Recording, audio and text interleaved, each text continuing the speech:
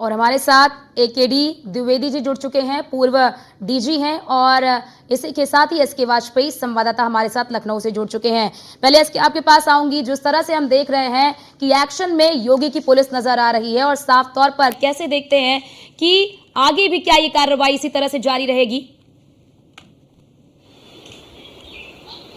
बिल्कुल निश्चित तौर पर, क्योंकि अगर हम देखें तो उत्तर प्रदेश में 2017 के बाद में जो भी चुनाव हुए हैं, उन चुनाव में मुख्य रूप से जो सबसे बड़ा मुद्दा भारतीय जनता पार्टी के लिए फायदेमंद रहा वो था कानून व्यवस्था। अगर उत्तर प्रदेश में निवेश आया तो उसके पीछे भी जो मुख्य कारण था वो था उत्तर प्रदेश की कानून व्यवस्था। मुख्यमंत्री योगी आदित्यनाथ एक सख्त प्रशासक के रूप में जाने जाते हैं। सीधे तौर पर हम देखें तो लगातार उत्तर प्रदेश सरकार की तरफ से माफियाओं के खिलाफ, अपराधियों के खिलाफ, गैंगस्टर्स के खिलाफ जो जमीनों पर कब्जे हो रहे थे, या उसके अलावा जो बड़े पैमाने पर शोहदों को लेकर उत्तर प्रदेश पुलिस की तरफ से जो एंटी रोमियो स्क्वाड जैसे गठन किए गए, तो ये निश्चित तौर पर उत्तर प्रदेश की भाजपा सरकार के लिए काफी फायदेमंद साबित हुए। चाहे वो आज देश की आधी आबादी महिलाएं रही हों या दूसरे प्रदेशों में, मुख्यमंत्री योगी आदित्यनाथ का कहीं न कहीं जो ऑरा है वो बढ़ता हुआ नजर आया।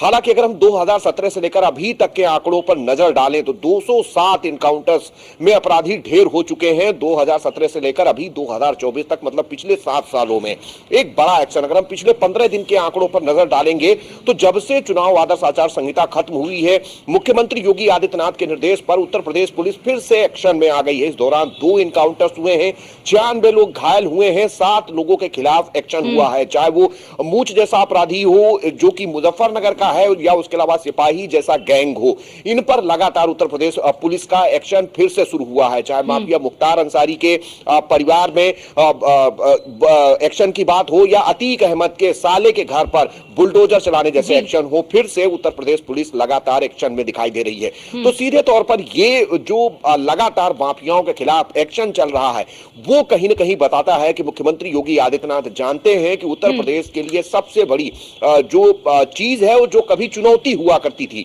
वो उत्तर प्रदेश की कानून व्यवस्था है, और उसका फायदा भारतीय जनता पार्टी को उत्तर प्रदेश में होने वाले हर चुनाव में मिला है। चाहे वो 2017 का चुनाव रहा हो, 2019, 2022 और उसके बाद में 2024।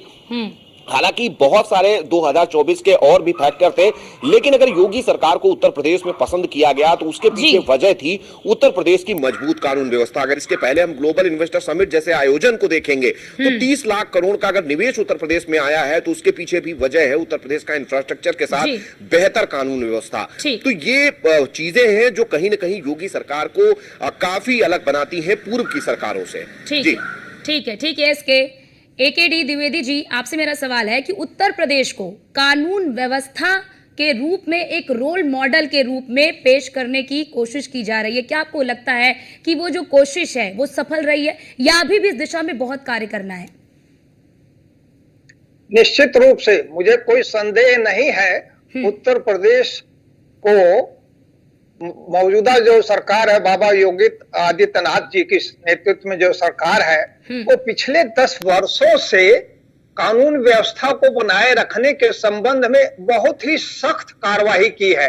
और ये कार्रवाई न केवल उत्तर प्रदेश में बल्कि पूरे देश में चर्चित रही और इसको पसंद किया गया है। इसी सख्त कार्रवाई के कारण बहुत बड़े बड़े शातिर अपराधी माफिया ध्वस्त हुए हैं, और इसका अप्रत्यक्ष लाभ, सीधा लाभ कह ले, मिलता है प्रदेश में। जो बाहर से हमारे उद्योग घराने हैं वो लोग आकर निवेश करते हैं। ये जब कानून व्यवस्था अच्छी रहती है तभी लोग निवेश करते हैं, अन्यथा निवेश करने से बचते हैं।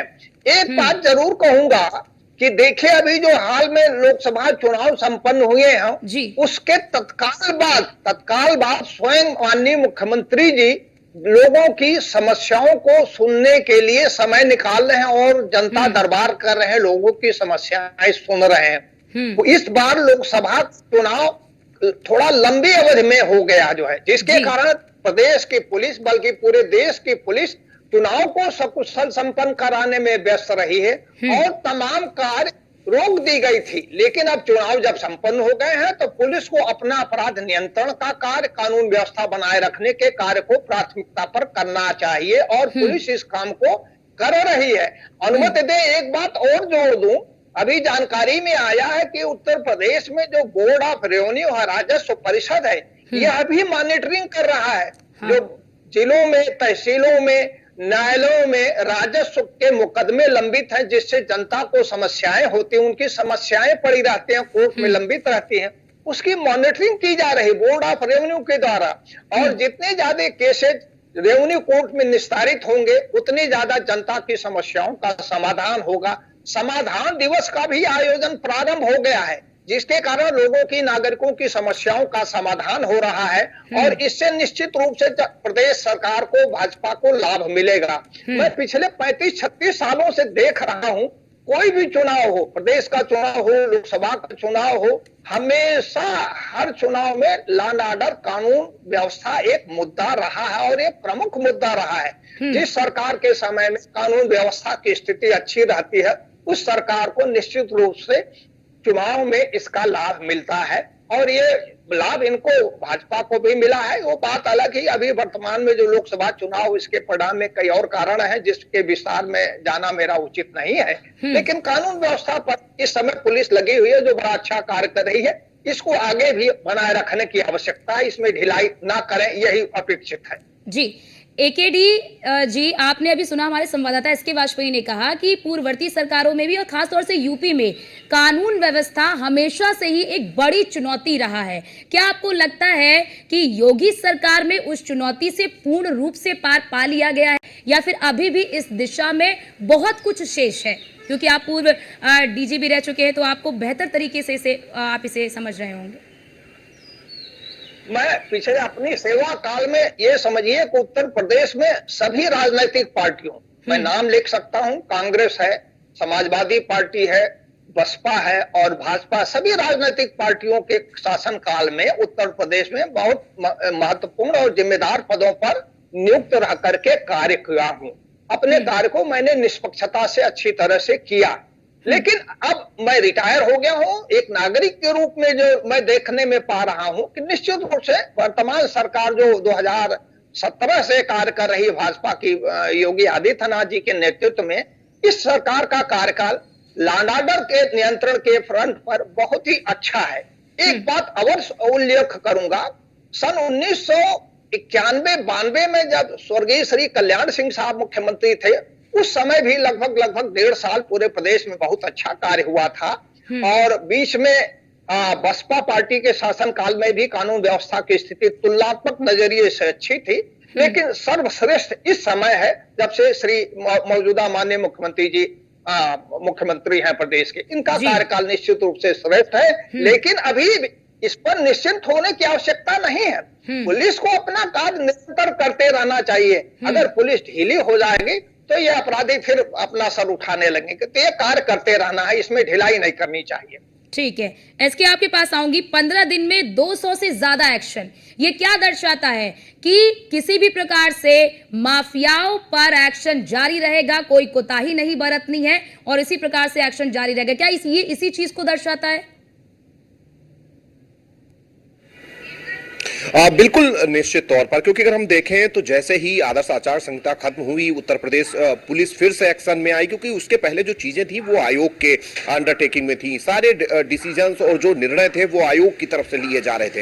हालांकि जैसे ही चुनाव आचार संहिता खत्म हुई, उत्तर प्रदेश सरकार की तरफ से लगातार बैठकें की गई। आपने देखा होगा मुख्यमंत्री ने भी बड़ी बैठक की थी, जिसमें पूरे प्रदेश भर के आईजी, एडीजी, डीआईजी, कप्तान, उसके अलावा जो पुलिस कमिश्नरेट है, उन सभी के कमिश्नर्स उस वीसी में जुड़े थे। और मुख्यमंत्री ने स्पष्ट तौर पर निर्देश दिया था कि जो भी एक्शंस लगातार चल रहे थे, चाहे वो भू माफियाओं को लेकर हो, एंटी रोमियो स्क्वाड को लेकर हो, या उसके अलावा एंटी नार्कोटिक्स जैसे जो साइबर सेल जैसे जो थाने अलग अलग जो जिलों में स्थापित किए गए हैं, उनके काम हो, उनको तेजी के साथ आगे बढ़ाया जाए। सोशल मीडिया पर भी नजर रखी जाए, कहीं कोई अफवाह ना फैलाए।